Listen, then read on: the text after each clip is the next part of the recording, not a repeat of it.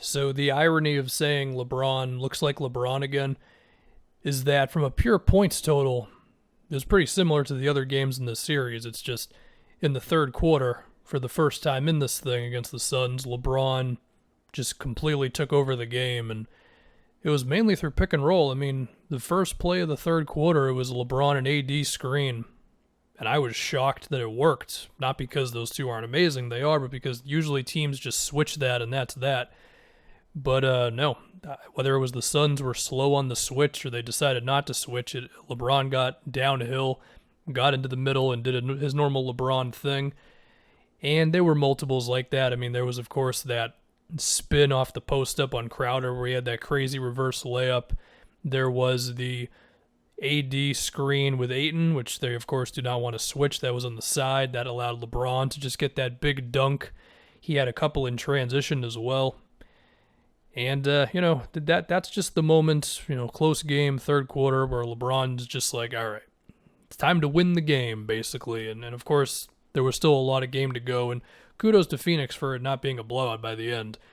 But, between Chris Paul clearly still being affected by the shoulder and the Lakers and continuing with the pick and roll coverage on Devin Booker, where instead of the double, it's more keep one guy on his back, drop the big a little bit, but not too much.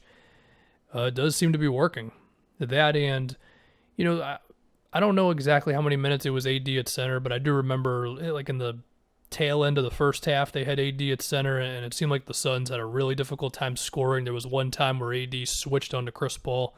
I also feel like Drummond has just been a little better defensively, and, it's still a lot of Marc Gasol and not so much of Montrezl Harrell, so perhaps that's how it's going to be for the rest of this series.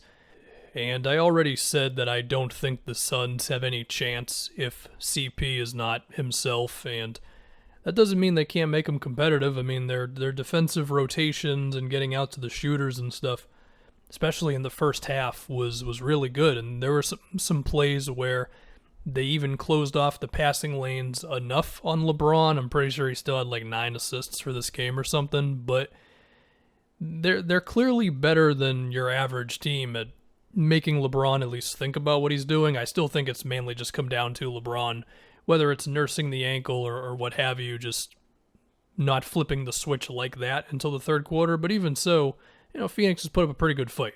They have.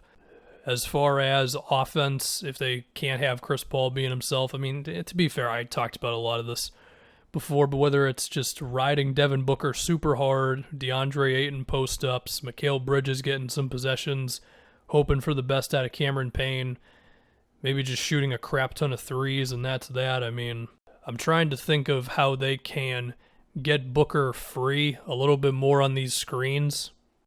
You could try some Spain pick and roll where you bring an extra screen into the play. You could also try having the big set a screen on their own guy. And if you position that just right, it could effectively be screening 2 dudes if the defender has to get around it. That's the sort of thing that's not going to work a whole lot, but you could bust it out occasionally, I feel like.